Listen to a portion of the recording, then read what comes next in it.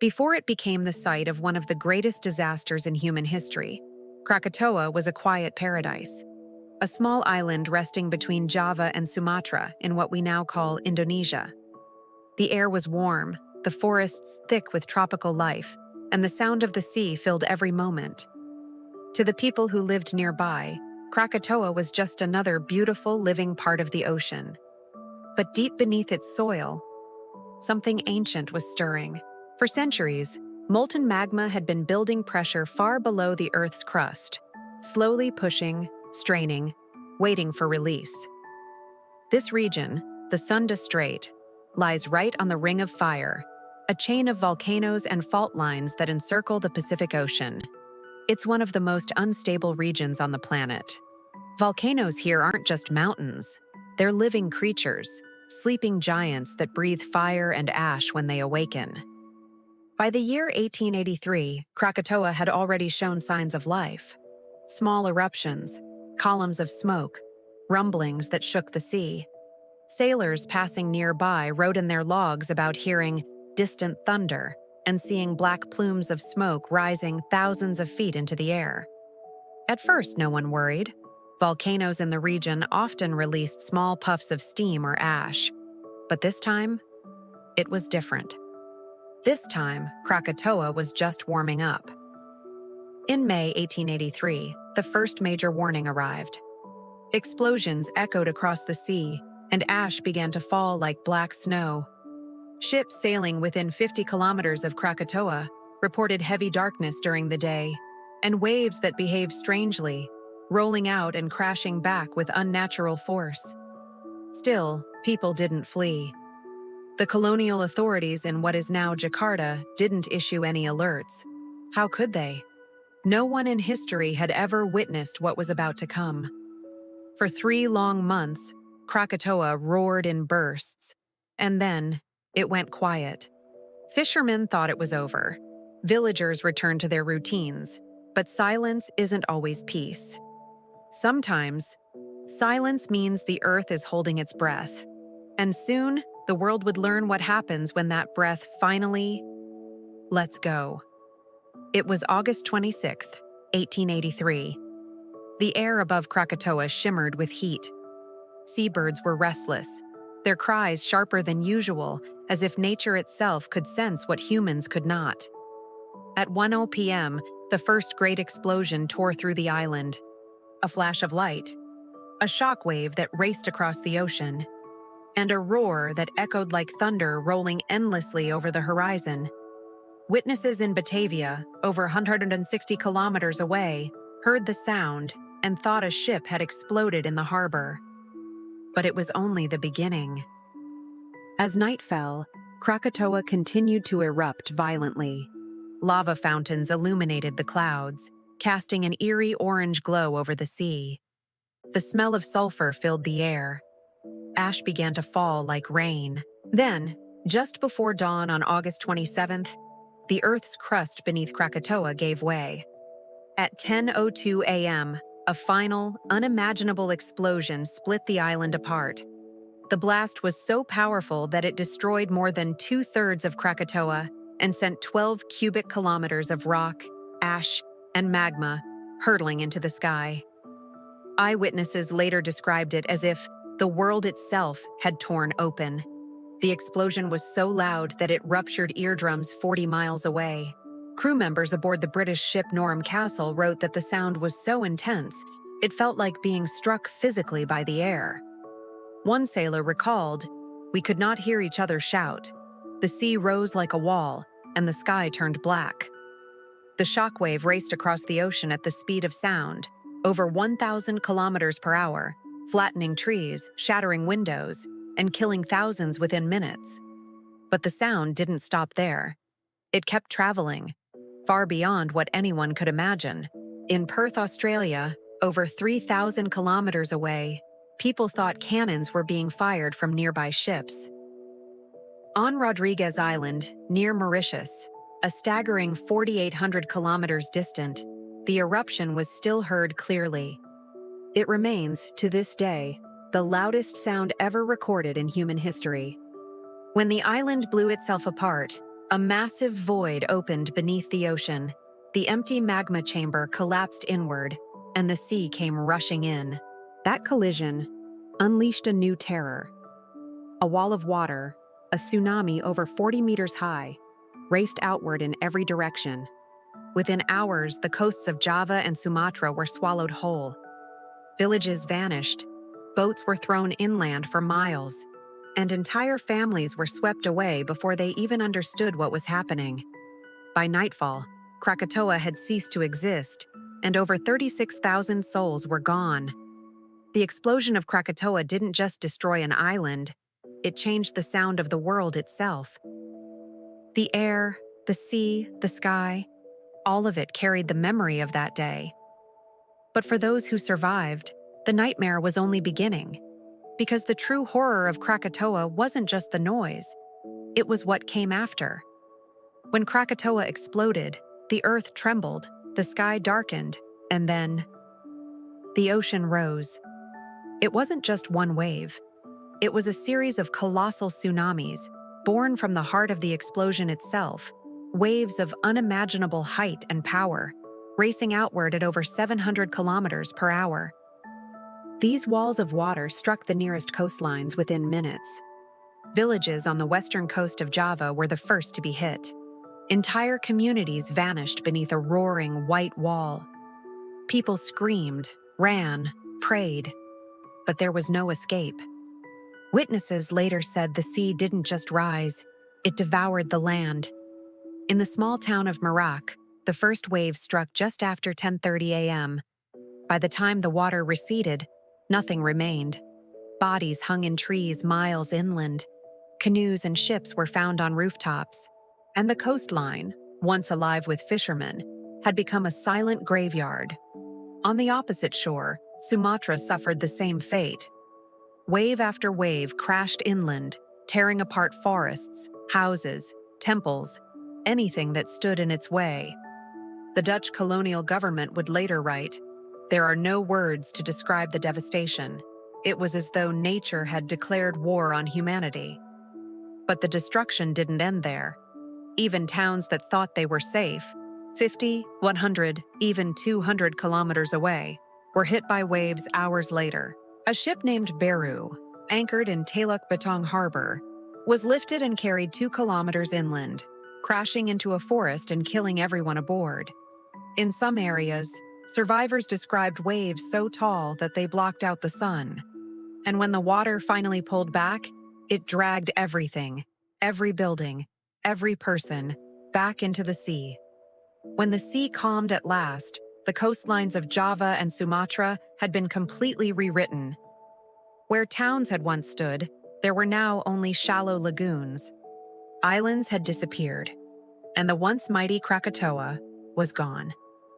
Nothing but a smoking caldera, half sunken beneath the ocean. Out of a population of tens of thousands, only a few hundred people survived.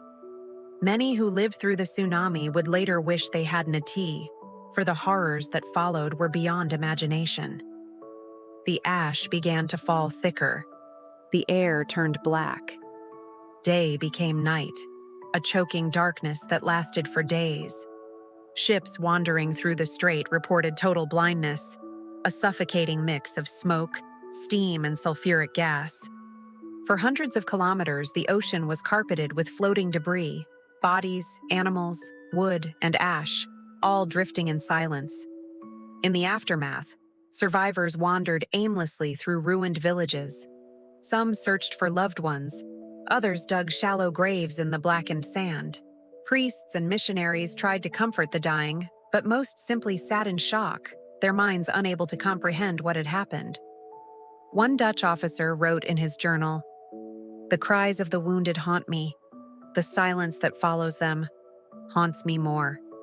The tsunamis had claimed over 36,000 lives, but for those who remained, a new nightmare was about to begin, a disaster that would spread far beyond Indonesia, because the sky itself had turned against them. The eruption of Krakatoa would soon darken the entire planet. As Krakatoa's eruption subsided, the world began to feel its effects in ways few could imagine. Tremendous amounts of ash and sulfur had been hurled over 80 kilometers into the atmosphere. This wasn't just local pollution, it spread around the globe, drifting on the winds of the stratosphere. Sunlight struggled to reach the Earth. Days grew dim. Sunrises and sunsets turned blood red and orange, as if the sky itself were on fire. In London, people reported sunsets glowing brighter than a bonfire, painting the clouds with shades of crimson and gold. In New York, the skies were streaked with copper and violet. Painters and artists took note. Some, like Edvard Munch, claimed these extraordinary skies inspired the haunting imagery of his masterpiece, The Scream. It was a planet transformed. Global temperatures dropped by nearly 1.2 degrees Celsius, affecting crops, weather patterns, and human life for years to come.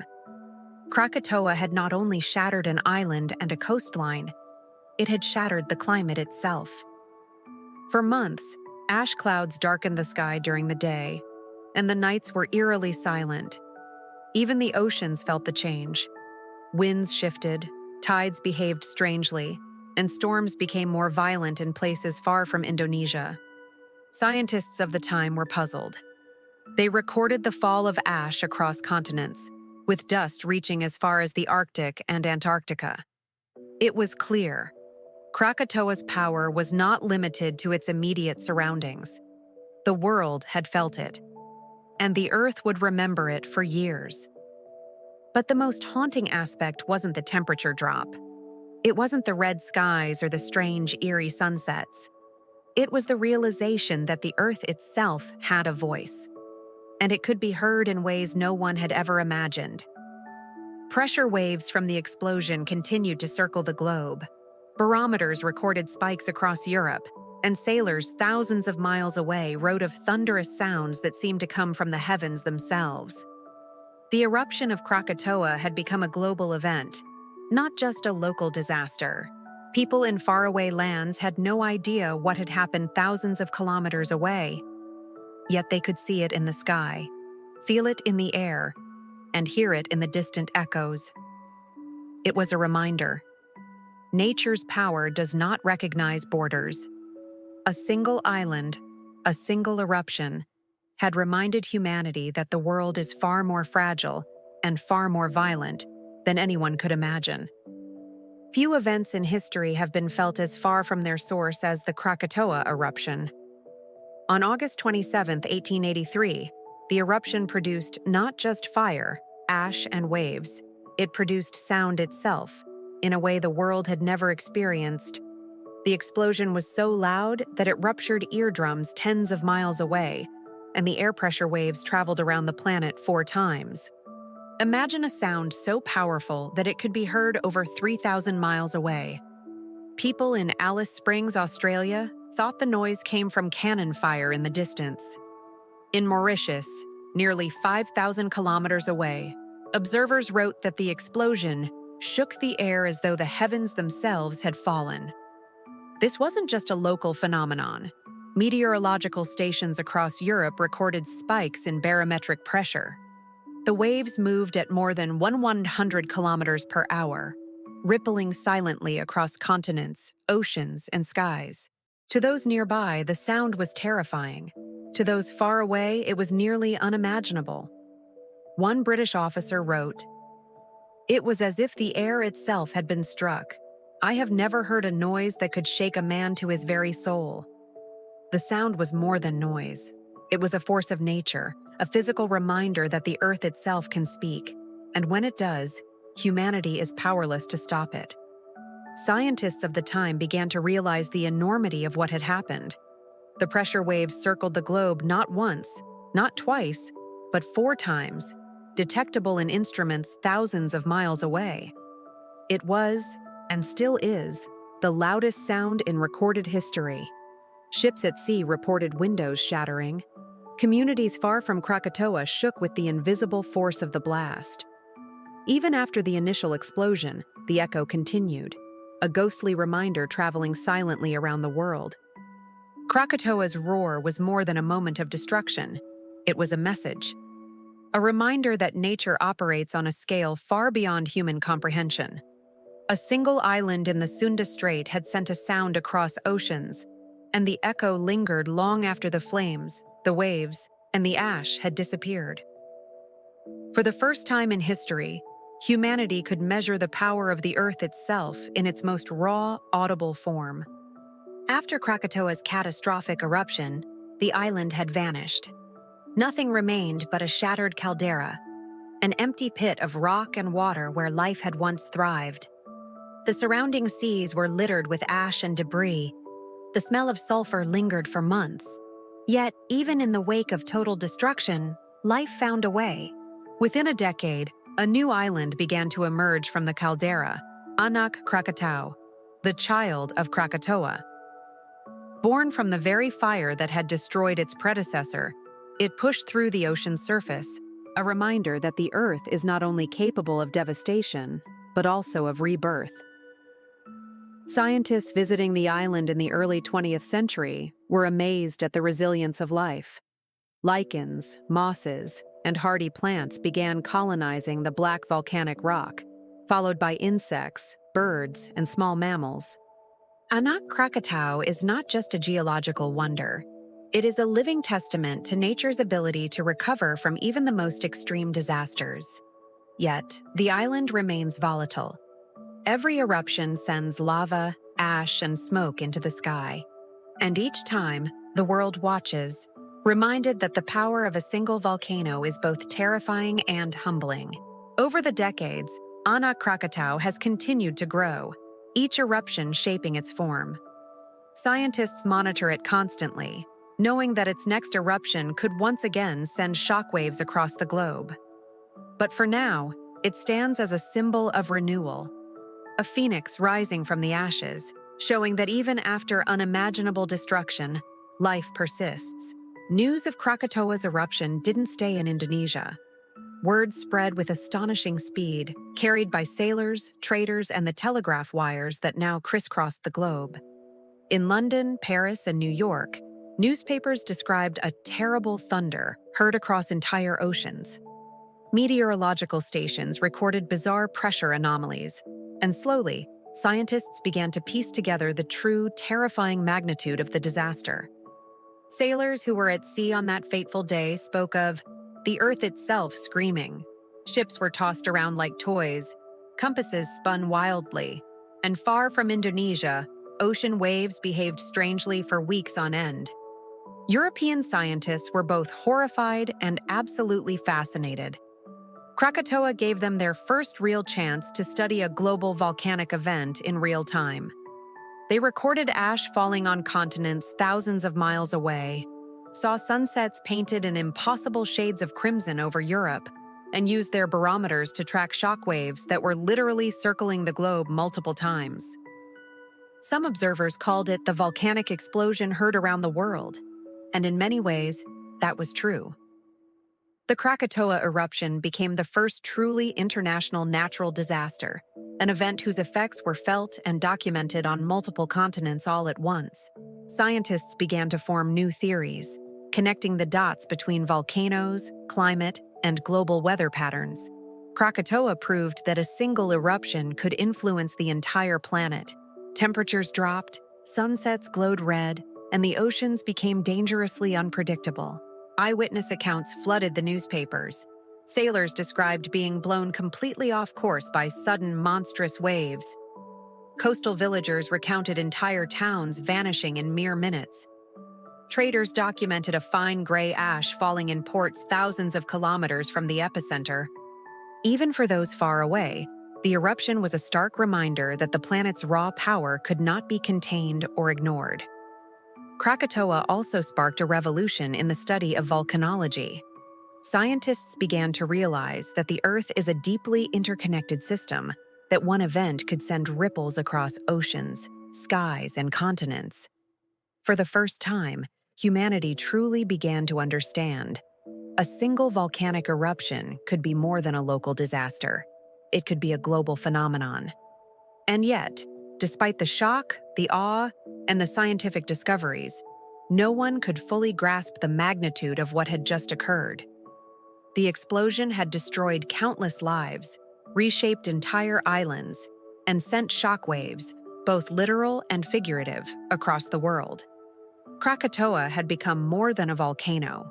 It had become a legend, a story of immense power, utter destruction, and the fragility of human existence in the face of nature. After Krakatoa's eruption, the Earth itself seemed to change. The atmosphere was choked with volcanic ash and sulfur particles, which lingered high above, scattering sunlight and creating a global phenomenon of eerie, beautiful red and orange skies. Sunsets became more vivid and haunting than anyone had ever seen. Artists around the world took note. Painters in Europe began capturing skies filled with unnatural crimson and violet hues, inspiring works that would leave a lasting mark on art history. One of the most famous paintings influenced by these skies was Edvard Munch's The Scream. While not explicitly about Krakatoa, art historians believe the surreal, blood-red colors of his sky were directly inspired by the strange sunsets and atmospheric effects of 1883 and 1884. But it wasn't just art. The eruption affected weather and climate worldwide. Global temperatures dropped by nearly 1.2 degrees Celsius, leading to crop failures and bizarre weather patterns across Europe, North America, and Asia. Snow fell in unexpected months. Sudden frosts damaged vineyards. Rivers froze earlier or stayed frozen later than normal. Scientists at the time were fascinated and deeply concerned.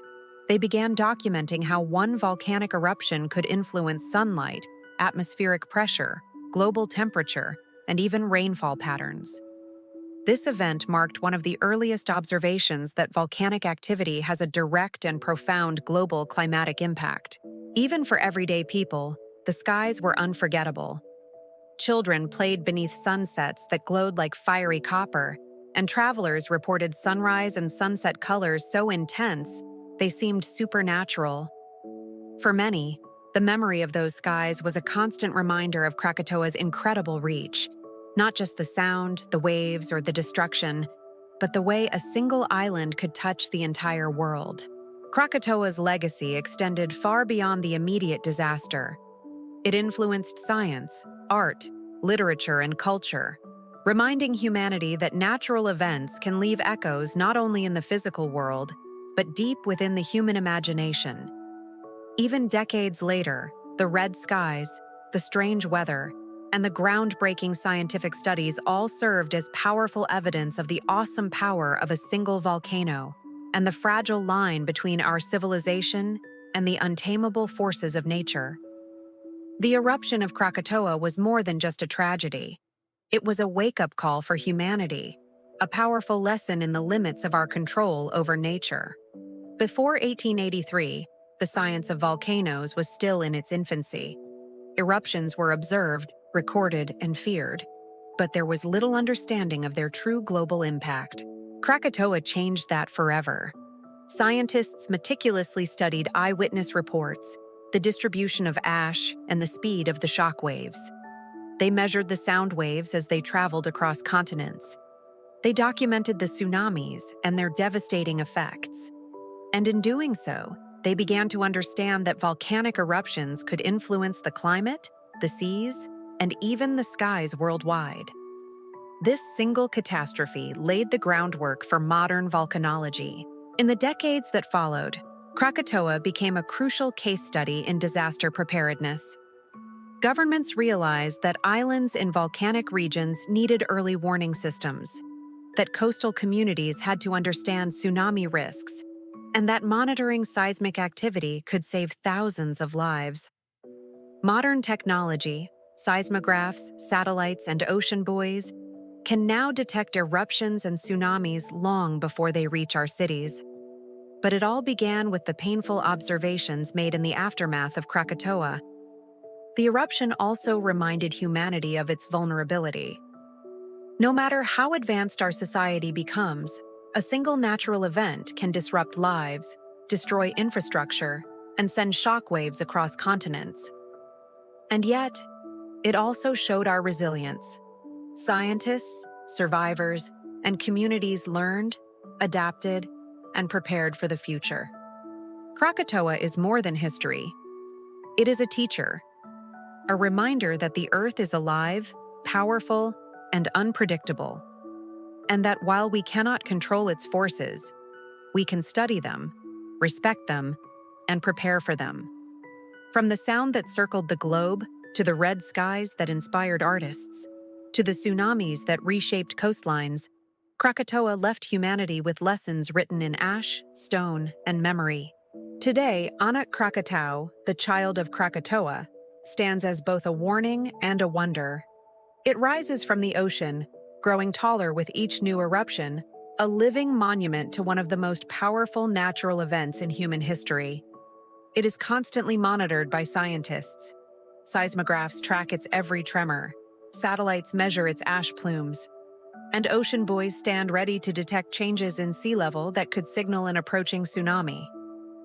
Anak Krakatau reminds us that the Earth's forces are ongoing. Volcanoes are not relics of the past.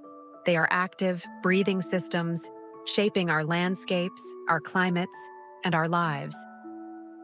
Tourists now visit the surrounding islands, awed by the raw power of nature. Yet beneath that beauty lies the memory of utter devastation. Tens of thousands of lives lost, entire communities erased, and the haunting echo of a sound heard around the world. The story of Krakatoa is more than a story of destruction. It is a story of resilience, renewal, and human curiosity. From the shattered island and the roaring tsunamis, to the red skies and global scientific discoveries, Krakatoa has fundamentally shaped the way we understand the planet we inhabit. It teaches us to respect nature, to study its power, and to marvel at its beauty. And while the Earth will continue to roar, we carry its lessons with us, in science, in art, and in our collective memory. Krakatoa is gone, yet it remains with us. In every thunderous storm, every volcanic rumble, every fiery sunset, its voice echoes still. And as long as humanity listens, we will remember the day the Earth spoke louder than anything else. Thank you so much for joining us on this incredible journey. If you found this story as fascinating as we did, please consider liking this video and subscribing to our channel for more deep dives into history and science. We'll see you in the next one.